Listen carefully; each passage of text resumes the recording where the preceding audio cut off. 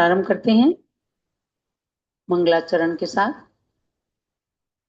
तीन भुवन में सार वीतराग विज्ञानता, शिव स्वरूप शिव का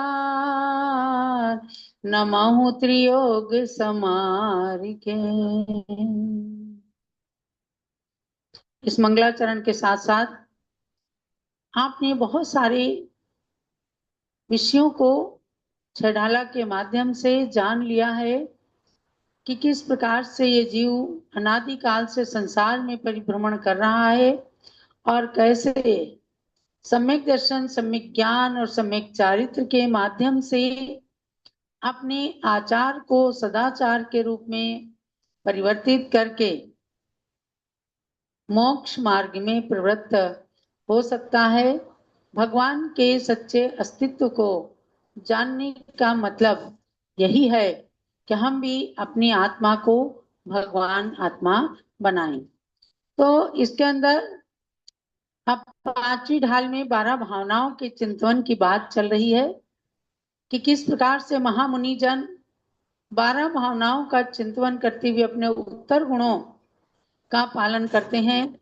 आप और हम सब लोग 12 भावना, कोई भी 12 भावना हो, चाहे मंगत राय जी की है, चाहे भूधर दास जी की है, राजा राणा छत्रपति, इनमें से कोई भी 12 भावना एक बार जरूर जरूर पढ़ना चाहिए। इसमें संसार भावना का वर्णन चलेगा।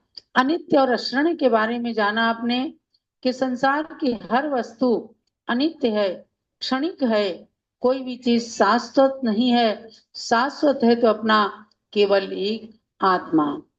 ऐसे ही संसार के अंदर धर्म के अतिरिक्त कोई भी शरणभूत नहीं है जिसे हम मानने लगते हैं कि ये हमारे रक्षक हैं, हमारे शरण हैं।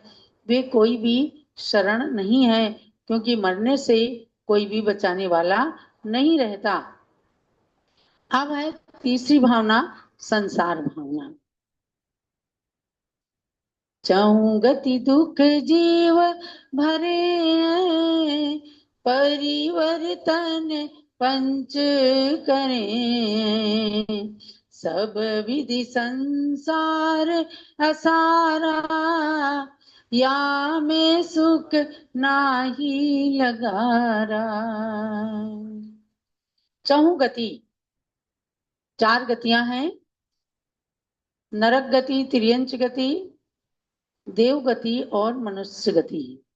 इन 4 गतियों के माध्यम से ये जीव संसार के अंदर दुख को उठा रहा है।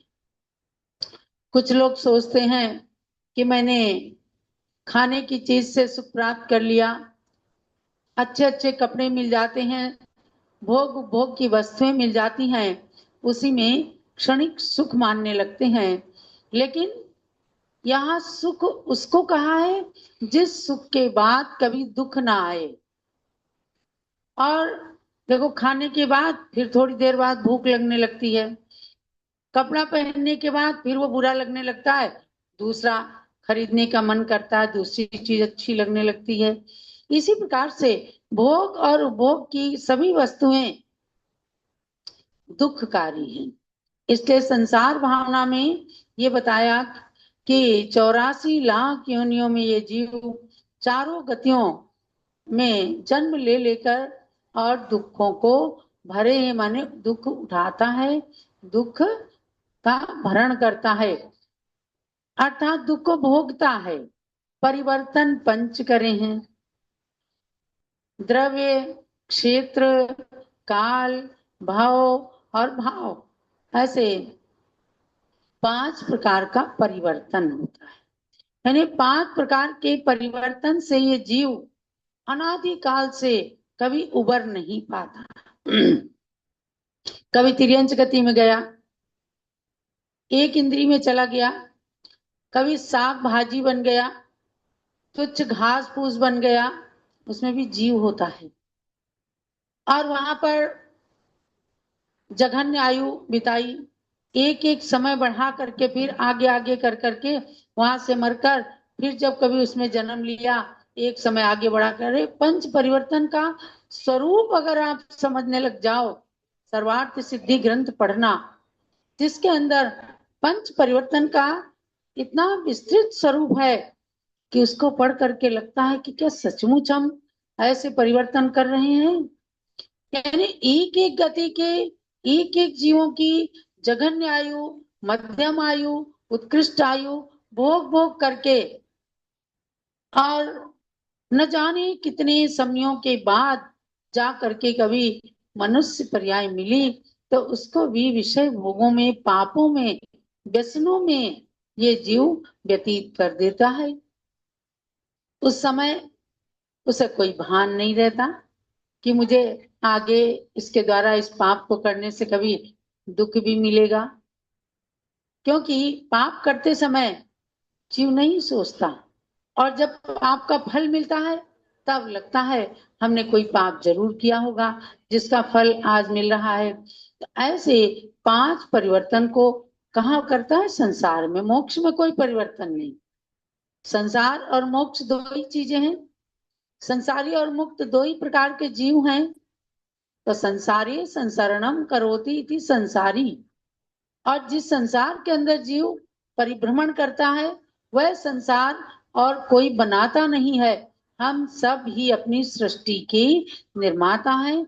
हम सब से ही ये संसार बना है। तो जहाँ पर पंच परिवर्तन करते हैं, जीव चारों गतियों के दुखों को उठाते हैं, ऐसा संसार सब विधि, संसार असारा, हर प्रकार से वह संसार असार है। उसको अगर कोई सार मान ले तो समझो कि उसकी बहुत बड़ी भूल है, क्योंकि वहां पर लेश मात्र भी, क्षण मात्र भी, लव मात्र भी, किंचित मात्र भी सुख नहीं है। जो सुख दिख रहा है वह सुख का आभास है। वहां आत्मिक सुख नहीं है, सच्चा सुख नहीं है। तो ऐसे संसार में कह रहे हैं सुख ना ही लगा रहा, उसमें सुख नाम की वस्तु नहीं है। इसीलिए कहते हैं कि दुखम किंचित सुखम किंचित चित्ते भांति जड़ात्मना संसारे तु पुनर् नित्यम दुखम इति विवेकिना।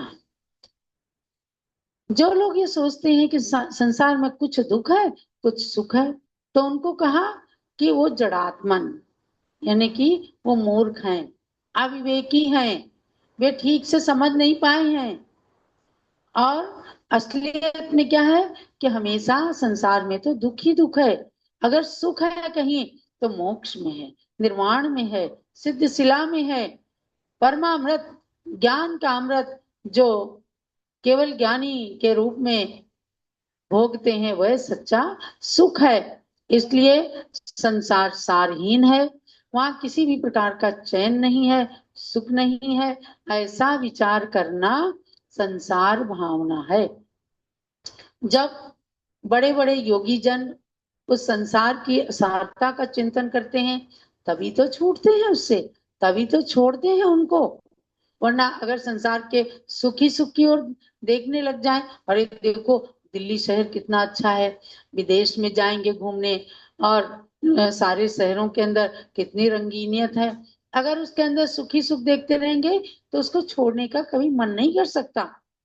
जब ये सोचा जाएगा कि इन चीजों को न जाने कितनी बार हमने भोगा है, इन चीजों को हमने न जाने कितनी बार खाया है, ऐसे सांसारिक सुखों को हमने न जाने कितनी बार भोगा है, लेकिन फिर दुख मिल जाते हैं, तब जा करके उससे वैराग्य होगा, और तब संसार भावना का चिंतन अपने लिए सार्थक हो सकता है। अब आगे उसके बाद चौथी भावना आती है एकत्व भावना।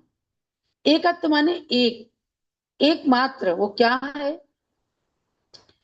शुभ अशुभ कर्म फल जेते भोगे जिय कहीं ते सुत धारा होए नसीरी सब स्वार्थ के हैं भीरी।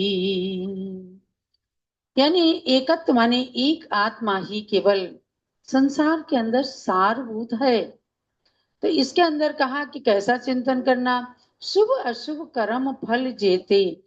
जितने भी शुभ हैं अशुभ कर्म हैं उनका जो अच्छा बुरा फल मिलता है तो वे सब जीव अकेला ही भोगता है।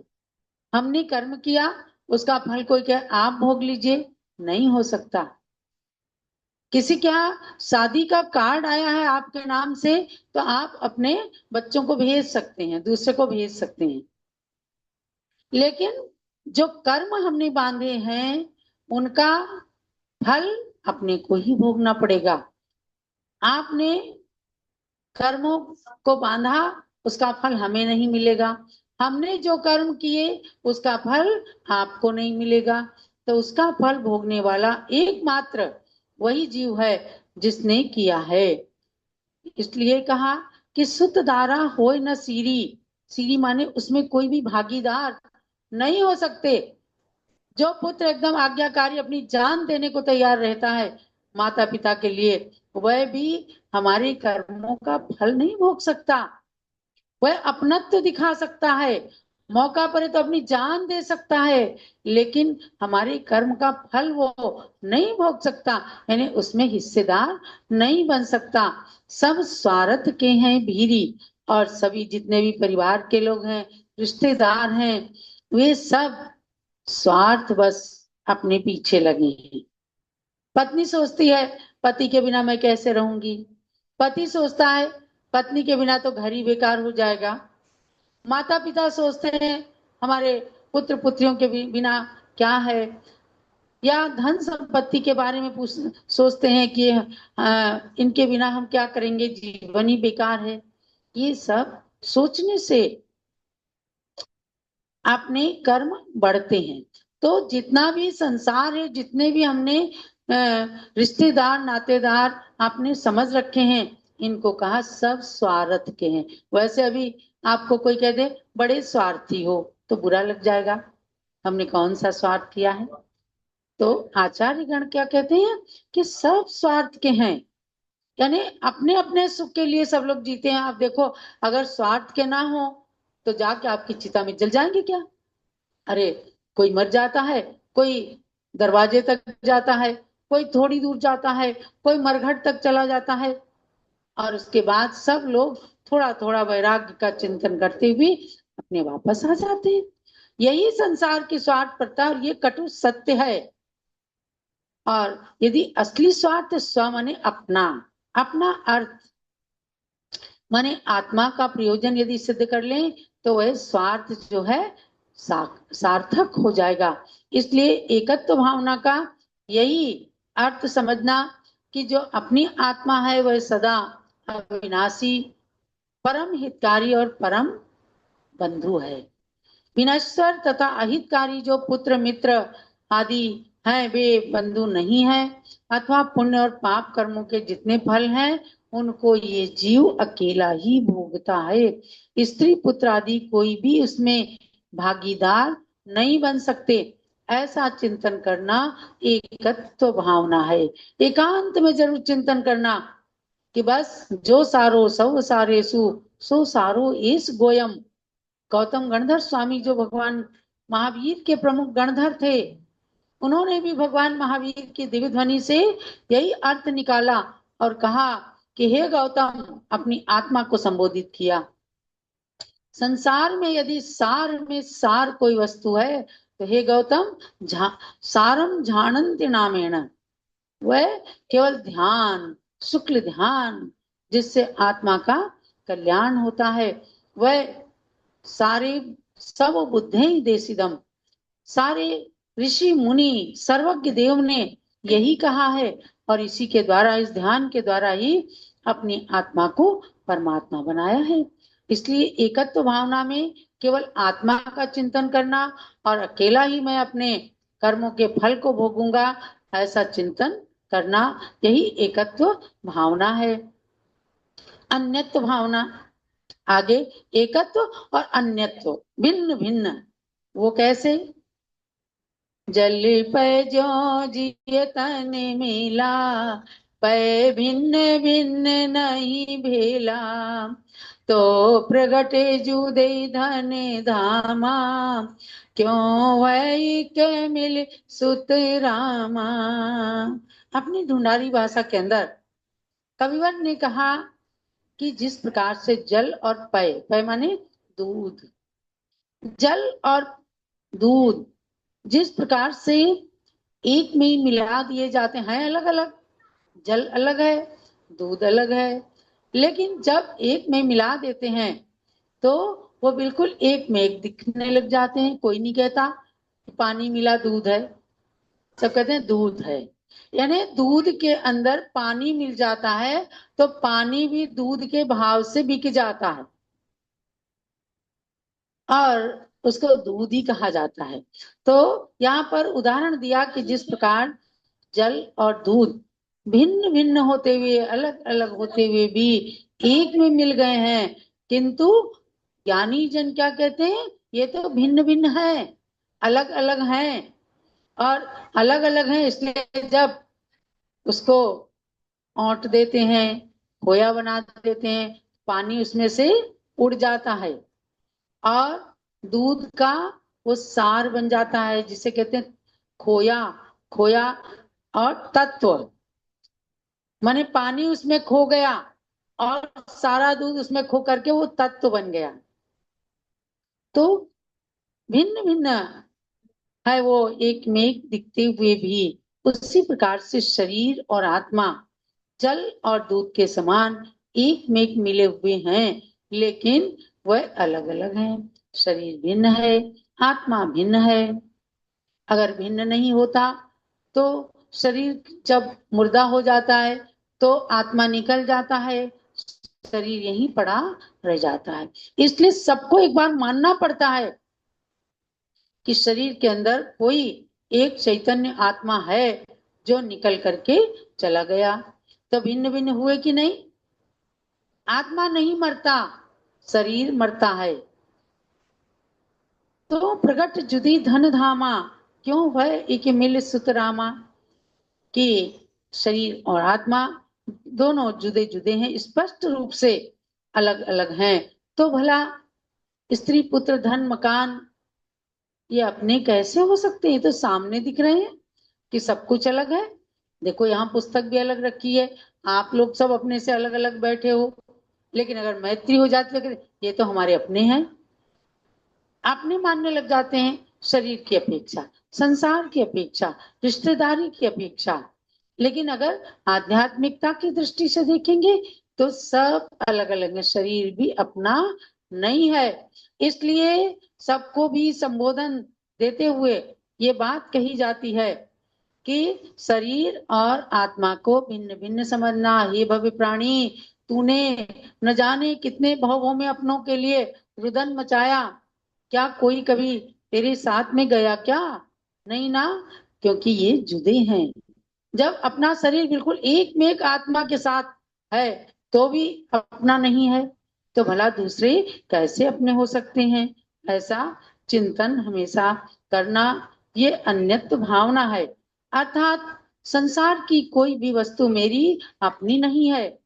दूध पानी के सदृश एक में एक होने वाला शरीर भी मेरा नहीं है, ऐसा चिंतन कर लेना, यही एकत्व भावना है। और मैं एक हूँ, इस प्रकार विधि रूप से एक पने का चिंतन किया जाता है।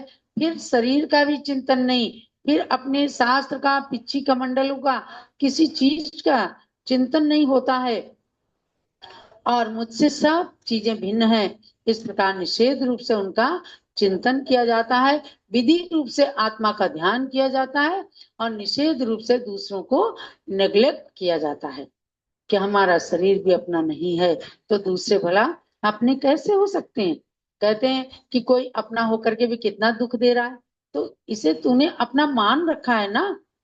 जो पुत्र है, जो पुत्री है, जो अपने मित्र दिखते हैं, क्या वो कभी शत्रु नहीं बने? जिन्हें हम शत्रु मान रहे हैं, क्या वो अपने पुत्र पुत्री नहीं बने? तो ऐसा चिंतन करने से एकत्व और अन्यत्व भावना के चिंतन के द्वारा कर्मों की निष्ठा होती है और पुण्य का बंध होता है और इससे अपने अंदर सहन करने की, दुखों को भी सहन करने की क्षमता प्राप्त होती है। यही आज के स्वाध्याय का सार ना।